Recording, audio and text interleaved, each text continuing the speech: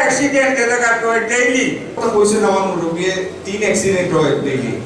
ওটা একটু আপনারা যদি এখন পরিদর্শন করিয়া ব্যবস্থা নেই। আমি রাস্তাঘাট ভাই আমার বাসা তুমি একটু আটবেন না। সিলেট শহরের জলাবদ্ধতার সমস্যাটার ইনশাআল্লাহ স্থায়ী সমাধান হবে। পানির খুব বেশি সমস্যা। আমরা কাছে গেলে ডাকাত গেলে এগুলো আমরা এক থেকে ইনশাআল্লাহ ফাঁস করে দিব। 3টা অ্যাক্সিডেন্ট এলাকা হয় ডেইলি। অত বিজি রোগ, অথচ আমরা যথেষ্ট জায়গা আছে যাইয়া বাবুয়া সাইডে খাটিয়া মন্ত্রী যাবে ইচ্ছা করলে আমরা রোগটা এই রোগ দিয়ে আরিয়া আস্থা উপর যায়। এটা বড় দুঃখজনক কথা, ডেইলি অ্যাক্সিডেন্ট হয়। আর যে রাস্তাটার কথা কইছেন আমার মুরব্বী 3 অ্যাক্সিডেন্ট হয় ডেইলি। ওটা একটু আপনারা যদি এখন পরিদর্শন করিয়া ব্যবস্থা নেই।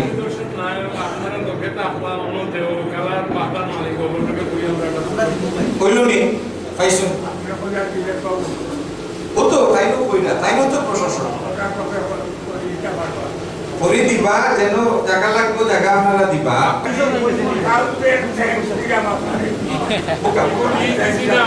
এখন কথা হইল অ্যাক্সিডেন্ট আমরা এই রাস্তায় না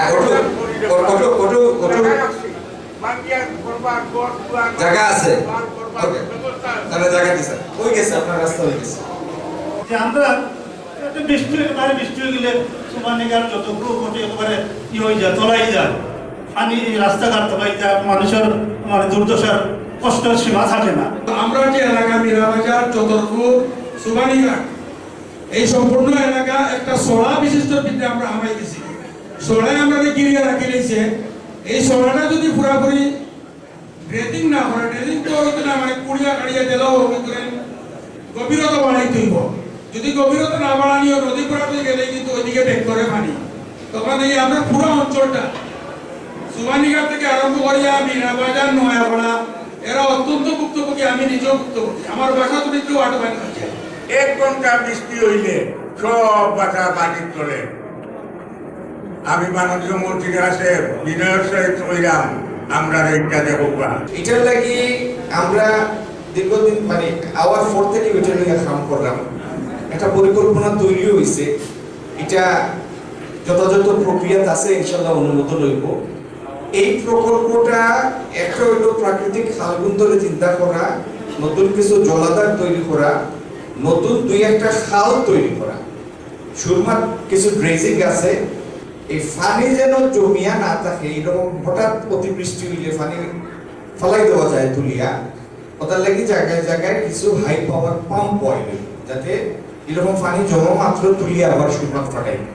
আচ্ছা, আর সুরমার 2 পার প্রায় 15 কিলোমিটার ইনো রাস্তা উঁচা করিয়া, রাস্তা উঁচা মানে এখান অটোমেটিক একটা বান হয়ে গেল। সুরমার লোক একটা বান, ইনো আর ফ্লাডর পানি আইতো নাই। যদি সুরমা উঁচা হয়ে যায় তাহলে বাইদিয়ার পানি আইতো নাই। আর বোনাস হিসাবে এটা বাংলাদেশের দীর্ঘতম 8 জায়গা হইব 15 কিলোমিটার, সৌন্দর্য বর্ধন হইব 8 জায়গা। এটা অলরেডি একটা হইলো বাংলাদেশ সরকারের কিছু পয়সা, কিছু হইলো ঋণের পয়সা। বাংলাদেশ সরকারের পয়সাটা অলরেডি এটা তারা বরাদ্দ দিছে প্রায় 800 কোটি টাকা। আর 12 ঋণ যেটা এটা লইয়া আলাফর ইনশাআল্লাহ এটা এক লক্ষ পাস হইব প্রায় 4000 কোটি টাকার বেশি প্রকল্পটা। এটা দিয়া 4700 কোটি টাকা, এটা দিয়া সিলেট শহরের জলাবদ্ধতার সমস্যাটার ইনশাআল্লাহ স্থায়ী সমাধান হবে। পানির খুব বেশি সমস্যা। 1 দিন দিলে 2 দিন দেয় না, 2 দিন দিলে এটা আন্দোলন সংগ্রাম করা লাগে পানির জন্য। আপনারা পানির একটা সুব্যবস্থা করে দিবেন।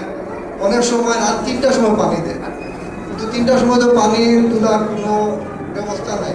বিশুদ্ধ পানির লাগি এটা ঠিক পানির সমস্যা আছে। এর মাঝে সমস্যাটা একটু বাড়ে গেছে কারেন্ট যাওয়া হওয়ার কারণে। তো আমরা প্রশাসক মহোদয় এটা তো একটা প্রকল্প নিরা 2টা প্রকল্প। একটা হইলো সেঙ্গর খাল থেকে পানি তুলিয়া পানি বিশুদ্ধকরণ, আর একটা হইলো কুশিয়ারা থেকে পানি তুলিয়া পানি বিশুদ্ধ করে ফসায়।